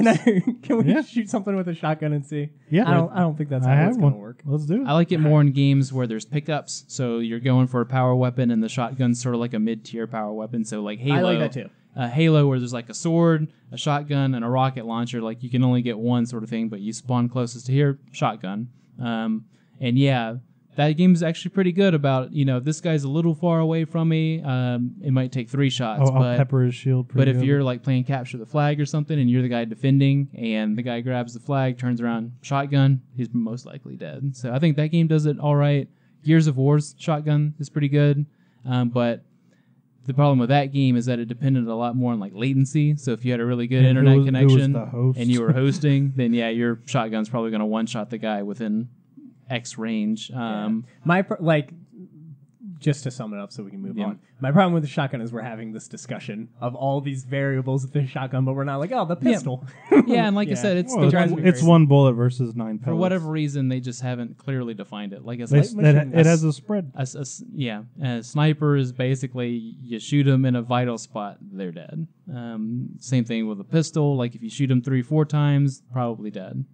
So on and so forth. But shotgun's just like, well, here's my idea of the shotgun, and then oh, well, this shotgun's semi-automatic, so you can just pump like 6 shots We're into not him. going to get into that. Siege has like 4 different I shotguns. think it's just the least defined weapon, and it just I really want to look up that girl for Siege. That I know exactly where I can look it up. We'll figure it out later. yeah. I know them all pretty well. one that so I that's would it for one that mine. I would add to this list, and this is more of an RPG thing, whether it's turn-based or action RPG, is when enemies only focus you, especially in party-based games where you have 3, 4, 5 people all fighting, and especially games where there's actually defined roles. Like I chose the big beefy guy because I want him to tank all the damage, and usually those games have like taunts where like they get the enemy's attention. Yeah, like cheer or whatever. Yeah, it is. or just whatever. But the main enemy and maybe all of his ads to just all focus you for whatever reason, and I'll die every single time, and I'll look over at my companions or allies or whoever's health, and they're all like max, like they haven't even taken damage, and they're just like, oh. So we walk into this big room, and the guy goes, you, and then just always comes after. So that one always drives me crazy, especially because I guess the number of RPGs I usually end up playing. That one used to bother me in like Call of Duties. There's like 40 people, and they're everybody shooting at me. Like, Oh yeah, Call of Duty's especially when grenade spam. I think up to like Call of Duty 2 was a huge issue when you played the higher difficulties. I love the Call of Duty 4 on like the veteran difficulty or whatever it is, and people just run through the levels because there's no way you can fight because everybody targets you, and there's just grenade reticles. It's just around you. It's just a circle. Yeah, and like I'm sitting there wondering, like, you know, if that happened There's in real 37 life, people over there. Why are y'all shooting at me? like all 3 of us are behind a bunker, and then maybe not this close or something, but you know, he looks over and is like, man, what the hell happened to him? And there's just grenades just everywhere at my feet, over my dead corpse or something. Like, well, they must have not liked him, but yeah, What did that guy do? that's an even more gross example, because there's hundreds of people on your side, and you can look around, you see all the guys, charge, and like then the Normandy mission. Like there's 4 machine guns. They're all pointed at me.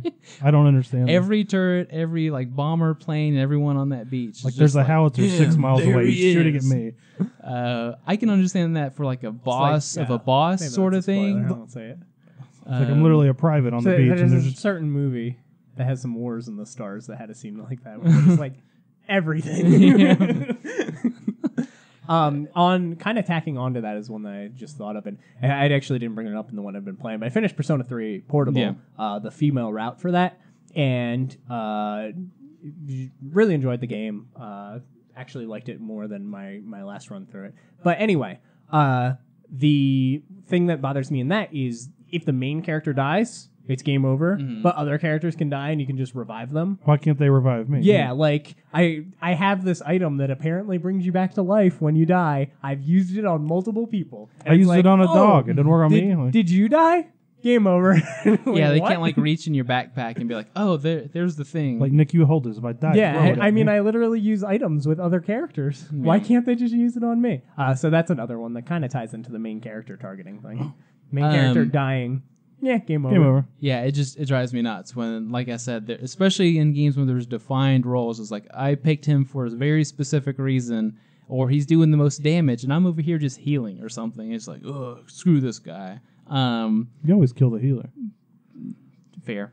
My last one are just beginner traps, and the things I compare that to is literally you walk into a room and die to something, or fall into a pit and die to something, or don't make the ledge in time and die in something, but it's like meant for you to do that, and then it teaches you, oh, by the way, when this happens, you can hit square and grab onto the ledge, or something where you just walk around a corner and just die just because you just didn't know it was there, and it's meant to just teach you a lesson sort of thing. It just feels like a waste of time, especially because Like, usually just tell me that beforehand. those when involve do it. reloading a I checkpoint. completely disagree with this one. That's just good game design. No, that's terrible. So like Mario, it's you just wanted frustrating. you wanted to say, okay, you got to hit X to jump, like before you get to a Goomba. Yeah. Oh my God! No, you show, you don't tell. That's horrible. No. You don't want a text box of stuff just going, okay, this is what you do here, this is what you do here. And I do. sometimes you still don't make it. You do the Cuphead thing. It's telling you to hit one. You still just don't know what to do. I just want to know what to do. Yeah. No, I completely disagree with that. I would, if you could take every text tutorial out of, I mean, you can't do it in some because like RPGs and stuff, there's so many variables that they need to go over. But as far as just like simple basic gameplay mechanics, now I would always want to quote unquote learn my lesson and then do it from that, as opposed to just having them tell you, oh, and if you hold square, this happens. Hard pass. Wow, that's crazy. That's like just. I figured you would want directions because you went through it for like 30 hours of P3 and didn't know you could turn the camera. Yeah, that's fine. I learned, and then what happened? All you had to do was touch the other joystick. And then what happened? You sucked. I learned that you can turn the camera, and I went, oh. Just give me like a button layout. Like, this is how you play the game. That's all I want. Yeah. I don't mind having a pause screen that like shows. Yeah, you, it doesn't have to stop the game. I don't like when they're like, oh, here, hit jump. It can get over the pit, like that. I don't like. You can but do if, it. You can do it in non-intrusive corner ways. And the Mega Man X, you walk and the floor falls out from under you, but you don't die, and it falls out, and then it happens again in the next thing, and you learn one that you can get out, but two that okay, I can jump over this because now I've learned to jump, and then the next time it happens, it's an instant kill. So you learned how to do it in a safe environment, and then you yeah, learn, and that's stages. I'm talking about just like literally walking into a room, turning a corner, and like a poison enemy hits and kills you. You're like, I didn't know there's poison in the game. You're talking about just an unfair trap, like beginner. You're talking about Zelda Breath trap. of the Wild, Yeah. where you turn the corner, the floor falls out from under. Yeah, like and you're like, there was no indication that the floor was. Why would I have known that was going to happen? No forewarning, and it only like you would never run into that again once you know what happens, sort of thing. Sort of like jump scares, I guess. Like once you know the thing's going to pop out and say boo, you're not going to be as scared.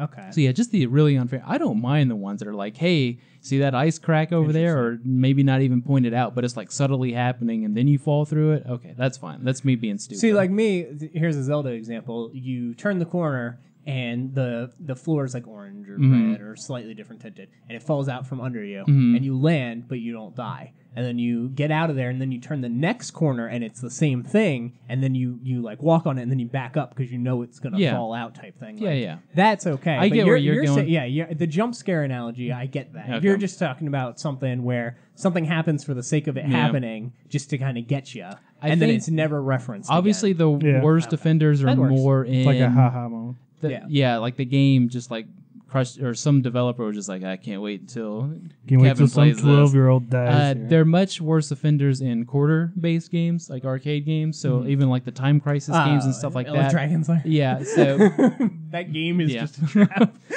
So like literally cheating you out of money, I guess, in that sort of example. But yeah, I don't think it's too much of a problem anymore because now games kind of over explain for the most part, I'd say. But yeah, some of the older games and definitely more arcade-based games where you're going to have to slide your card in or put more quarters in, those always just frustrated the hell out of me because, like I said, with the jump scare now, like once you know it's there and it's going to happen, you're more than likely not going to have the same reaction sort of thing. So those are my two that I wanted to tack on there. Oh, okay, cool. Very good. All right, let's move into some game releases, and then let's get out of here. Not too many crazy. I had to do a little bit of digging to fill up the list, but obviously we have our tentpole game that is that is coming out. So this was one that I actually had to do some digging for because I didn't know this was happening. So Ys 8 is coming to PC April 16th. So this was the one that it was supposed to come out on PC, and then they delayed it, and then they were like, it may or may not be canceled. It's in like this limbo. It was an indefinitely. And then apparently last month they announced that it was coming in April. So I saw that and I was like, ooh, I definitely need to put that on the list. I really like that game. Absolutely worth playing. It's also coming to Switch later this year. Definitely one of the top games from last I feel year. like this is going to be a Steam winter sale pickup for me. I think it'll probably go on sale at least a little. I don't know the full price. Especially because it's been out other places. I don't know what the price is going to be on the PC, but I would imagine full price. Probably I guess 50 or 60. I don't really see why they would lessen it at all. But yeah, I think this is like a Steam winter sale pickup for me. I think you would like that game a lot. Yeah, it's a really good action RPG. Don't Starve Mega Pack is coming to the PS4, Xbox One, April 17th. I imagine this is Don't Starve, which is a survival, Tim Burton-esque 2D survival game where you want to last as many days as you possibly can. And you die and you just start over, basically, if you die. And all its DLC. That would be my assumption for the Mega Pack for Don't Starve. Next, Total War Saga Thrones of Britannia, April 19th. I don't know what this is. Me neither. All right. Metal Max Xeno, PS4, Vita, April 19th. Vita means life, but I don't know what this game is either. Next Fair. up, probably the reason that a lot of the releases were so shallow and I had to do some digging is because God of War is coming April 20th to the PS4. The big People daddy. probably didn't want to release on the same day. I wouldn't risk it. Yeah, like I said, reviews have been crazy for this, way better than I would have expected. I'm excited for the game, but I'm not hyped for the game, so I think that I'm going to thoroughly enjoy my experience with it. I which is am. Nice. And then the most important release, the Nintendo Labo Robot and Variety Kits are coming to the Switch April 20th. These are the cardboard cutouts that come with the game. They're not scared of And Kratos. The cereal boxes. From what I've heard, they are... They're all right. cardboard. If you have kids, it's a great way to kind of do it yourself project with your kid and do something like that. They But exist. The general Nintendo fan, which is that 20-something that buys all the amiibo, like 2 copies of Zelda, so they have Hosting one the to millennial close, parties. hosting the millennial Yeah. parties on their rooftops. This isn't really for you. This is more for like young kids who their parent has Yeah. a Switch and they're like, hey, you want to do something together with this thing that you're never allowed to touch? Let's do that. Let's build. But this is when you get cardboard back from the pickup basketball games. spider. Man, I wish that they would do a new video that's like the same tone and everything of that video. I don't. Where they're playing and they're like, oh, they're playing whatever the new Metroid is, and they're playing the new Pokemon and all this stuff, and then they like, go back to their house and they're building stuff with cardboard, but it's still the millennial. Yeah. Doing it. That would be great. But that's it for the releases. Obviously, God of War, the big one. Yeah. Like I said, we'll give some impressions of that. I imagine you'll be further than me because of how you play video games. Exactly. Because you're Nick. But we'll see. We'll see how. And that goes because I how am we the feel. God of War. Are you? Yeah, it's me. Damn. Thank you, you don't look for the being same. here, Kellen. Yeah. Thank you for being here, God of War.